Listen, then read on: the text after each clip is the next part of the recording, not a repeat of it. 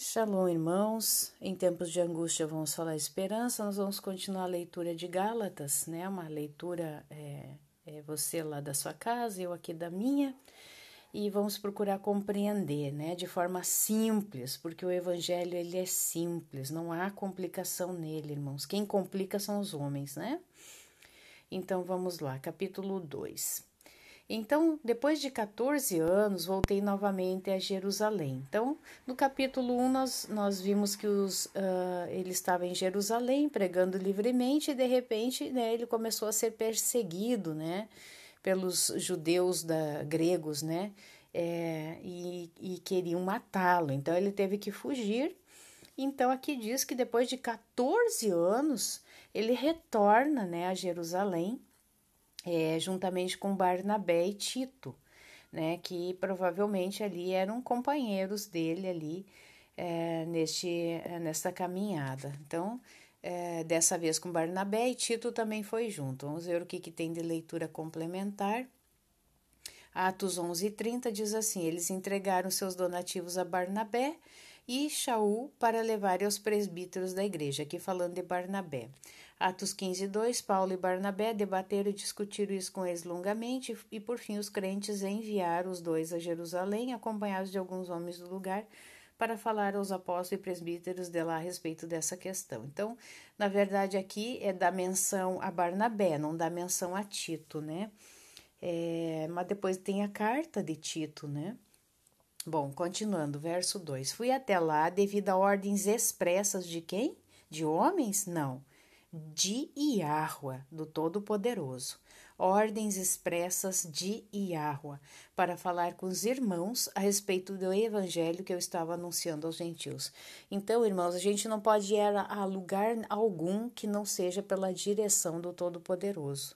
Se nós formos na direção dos nossos próprios sentimentos, vontades, né, nosso coração, e a palavra diz que o coração é enganoso, então, às vezes, na maioria das vezes, dá errado, né? Então, ele seguiu a direção de quem? Do Todo-Poderoso. Falei particularmente aos líderes da igreja para que todos eles entendessem claramente aquilo que eu estava ensinando. Eu não queria que o trabalho que eu estava fazendo fosse um trabalho perdido. Verso 13. E eles concordaram, nem ao menos exigiram que Tito, meu companheiro, se circuncidasse, embora ele fosse grego. Vamos ver os versículos aqui. 2 Timóteo 4:10. Pois Demas me abandonou. Ele ama o presente mundo e foi para Tessalônica. Crescente foi embora para a Galácia e Tito para a Dalmácia. Tito 1:4. A Tito, que é verdadeiramente meu filho na fé, sua e minha, graça e paz de Yahweh, o Pai, e do Machia, o nosso Salvador. Então, aqui ele falando sobre Tito, então, na carta de Tito. A Tito, né? Não de Tito, carta a Tito. Verso 4. Essa questão não teria surgido se não fosse por alguns que se diziam irmãos, na realidade falsos irmãos, que se infiltraram em nosso meio para nos espionar e ver que espécie de liberdade gozávamos no Mashiach. Eles procuravam fazer com que nos tornássemos escravos novamente. Verso 5. Assim, não prestamos atenção a eles nem por um momento, pois queríamos que o verdadeiro evangelho permanecesse com vocês. E os grandes líderes da igreja que estavam presentes lá nada tiveram a acrescentar aquilo que eu anunciava. Aliás, o fato de serem eles grandes líderes não faz diferença nenhuma para mim, pois todos somos iguais diante de Yahweh. Interessante que o velho, né, o velho homem, vamos dizer assim, né, no tempo de Shaul, lá como judeu, né, como ultra-ortodoxo, o fato de agradar a homens fazia diferença. Na verdade, ele perseguia a igreja para agradar a homens. E aqui ele, como nova criatura, ele está dizendo, né, que o fato de essas pessoas serem grandes líderes, para ele não fazia a menor diferença, né? Porque ele entendeu que todos somos iguais diante de Yahweh. Deuteronômio 10:17. Pois o Senhor, Yahweh, o seu poderoso, é o poderoso dos poderosos, né? O Deus dos deuses e o Senhor dos senhores, o Deus grande, poderoso e temível, que não faz acepção de pessoas e não aceita suborno. Verso 7. Eles viram como Deus tinha me usado tão extraordinariamente para ganhar os incircuncisos. Ele foi o profeta dos incircuncisos, né? Vamos ver aqui, o que diz? Dos gentios, né? Como os judeus chamavam, os incircuncisos, né? Seriam os gentios. Tal como Pedro havia sido grandemente abençoado em sua pregação aos circuncisos, né? Então, cada um foi dado para um povo. Quefa foi o profeta dos circuncisos, né? Dos judeus. E Shaul, né, Paulo, na verdade, ele foi o profeta para os incircuncisos, para os gentios. Então, cada um no seu quadrado, como, né, tem essa expressão, né? Verso 8. Pois pelo poder de Deus, Pedro foi usado como apóstolo aos circuncisos, assim como eu fui feito apóstolo para anunciar o evangelho aos gentios. Então, eram duas classes bem distintas de pessoas. E quando Pedro, Tiago e João, reconhecidos como colunas, porque o mesmo Deus a cada um de nós concedeu dons especiais, estenderam a mão direita a mim e a Barnabé.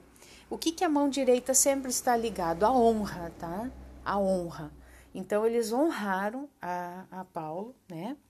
Encorajaram-nos a continuar a nossa pregação aos gentios, enquanto eles prosseguiram sua obra com os judeus, tá?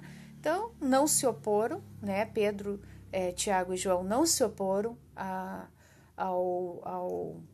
missão, né, de Paulo, muito pelo contrário, estenderam a mão direita, me honraram, né? E conseguiram e continuaram a jornada deles com os judeus. Verso 10. A única coisa sugerida por eles foi que deveríamos sempre nos lembrar de ajudar os pobres, o que eu tenho procurado fazer. Verso 11. Contudo, quando Pedro veio a Antioquia, tive de me opor publicamente a ele, falando bem duro contra o que ele andava fazendo, por sua atitude condenável. Verso 12. Porque quando ele chegou lá, no princípio comia com os gentios, mas depois, quando chegaram alguns judeus amigos de Tiago, ele não queria mais comer com os gentios, porque estava com medo daquilo que diriam os que eram da circuncisão. Então, ali Pedro, né, deu uma vacilada ali, quis mais agradar aos homens, né, e esqueceu que o Todo-Poderoso estava no controle de toda a situação.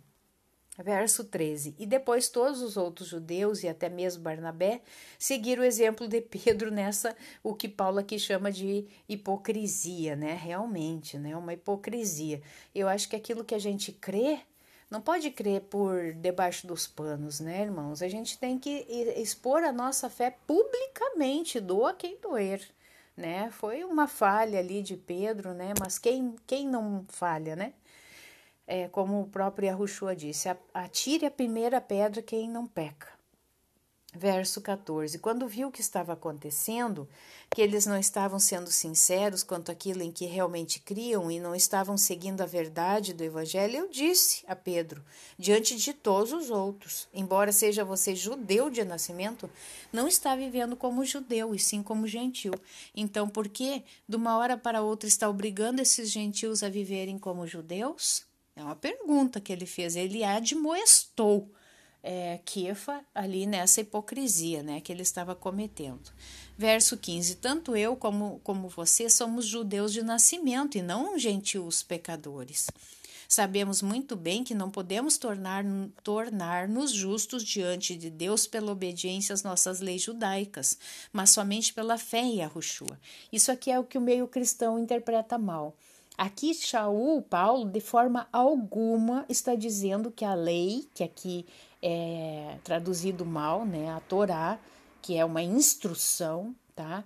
Ele não está dizendo aqui que a Torá não é mais vigente, de forma alguma. O que ele está dizendo é que a Torá, sem o Mashiach, é inoperante, é totalmente inoperante, né? Então, ele está dizendo aqui que a questão de práticas, de rituais judaicos, não é o que ia fazer a diferença na vida dos gentios. Não era isso que ia fazer a diferença, porque a circuncisão, a verdadeira circuncisão, é a do coração.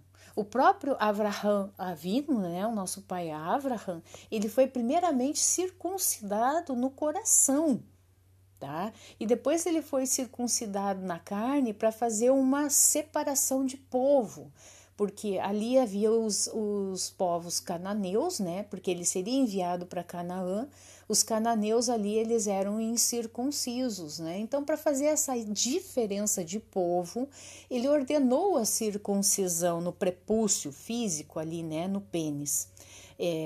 Na verdade, a própria medicina, ela fala sobre a importância da circuncisão para a saúde do homem, né? Mas os gentios, a importância da pregação para os gentios era a circuncisão no coração, tá? Vamos ver aqui onde paramos. No verso aqui. E assim nós também... Deixa eu ler o 16. Sabemos muito bem que não podemos tornar-nos justos diante de Deus pela obediência às nossas leis judaicas, mas somente pela fé em Yahushua, para que Ele tire os nossos pecados. E assim nós também já confiamos em Cristo, crendo que podíamos ser justificados por Deus devido à fé, e não porque tivéssemos obedecido às leis judaicas. Porque qual o motivo, então, qual a justificativa para o Mashiach ter morrido naquele madeiro, se a Torá por si mesma pudesse nos salvar, né? Foi comprovado que ela foi ineficaz para a salvação, né, pelo sangue de bodes, de touros, né? A própria palavra fala isso, porque o único sangue realmente salvífico e que tira o pecado realmente é o sangue do Mashiach sobre nós, né? Do sacrifício dele, que nos reconcilia com o Pai. Então, e assim nós também já confiamos no Mashiach, crendo que podíamos ser justificados por Deus devido à fé, e não porque tivéssemos obedecido às leis judaicas, porque ninguém jamais será justificado pela obediência às leis judaicas. Tanto é que nossos irmãos judeus, né, que não creem no Mashiach, infelizmente, se eles não se converterem, eles não herdarão o reino celestial, eles não serão salvos, porque a salvação, ela não vem pela obediência à Torá, ela vem pela fé no Mashiach, mas não que isso anule a obediência à Torá. Vocês têm que compreender isso. Salmo 143, 2. Não me ponha à prova conforme o seu padrão, porque ninguém é justo aos seus olhos. Romanos 3, 20. Vocês podem ver agora, ninguém pode jamais ser declarado justo aos olhos de Deus, por fazer o que a Torá ordena. Quanto mais conhecemos a Torá, mais claro fica que não lhe obedecemos, pois mediante a sua lei nos tornamos plenamente conscientes do pecado. Isso nós vamos ver lá no capítulo 3, bem para vocês compreenderem. Romanos 3, 22. Agora Yahweh diz que nos aceitará e nos absolverá. Ele nos declarará sem culpa, mediante a fé no Mashiach Yahushua, justiça para todos os que creem sem qualquer distinção. Ok? Verso 17. Mas que sucederia se confiássemos em Cristo para sermos justificados e depois víssemos que somos pecadores? Seria Cristo, então, ministro do pecado? De forma alguma, tá? Pelo contrário, estamos em pecado se começarmos a edificar aquilo que já derrubamos uma vez. Porque quanto à Torá, quanto à lei, estou morto para a Torá a fim de viver para Yah, né? O que isso quer dizer, irmãos? Quer dizer que pela obediência aos mandamentos, isso traz vida a nós, tá? Agora, aquele que não obedece, ele está morto, completamente morto, porque ele está debaixo de maldição. Quem desobedece, lá Devarim, Deuteronômio, no capítulo 28 em diante, ali fala sobre a bênção e a maldição. Então, quem não obedece a Torá está sobre a maldição da lei ou da Torá, né? E verso 20, eu já fui crucificado com Cristo, eu próprio não vivo mais, e sim é Cristo quem vive em mim. E a vida genuína que tenho agora dentro deste corpo é resultado da minha fé no Filho de Yahweh, ao qual me amou e a si mesmo se entregou por mim. Né? Então, Paulo está dizendo ali, eu já fui crucificado com Mashiach, não há mais vida em mim por mim mesmo, né? Cristo vive em mim agora. Então, tem uma vida genuína pela fé no Filho de Yahweh, qual me amou e a si mesmo se entregou por mim. Então, a fé no Machia é que traz vida para nós. Não é por uma observação legalista da Torá, né? Como os judeus até hoje, né? Até nem mais Torá quase eles seguem, é mais o Talmud, né? A Bíblia deles, né? A Torá deles é o Talmud. Então, isso não vai trazer vida para eles. Enquanto eles negarem ao Machia e a Yoshua, eles estão mortos nos seus delitos e pecados. Verso 21. Não sou daqueles que consideram sem sentido a graça de Yahweh. Se pudéssemos ser justificados pela guarda das leis judaicas, então não haveria nenhuma necessidade de Cristo morrer. É isso que eu falei anteriormente, né? Então, se somente a Torá nos trouxesse vida, o sangue do Machia seria totalmente ineficaz, né? Desnecessário, mas não é isso. O sangue do Machia é essencial para a nossa salvação. Terminamos aqui o capítulo 2, então, irmãos.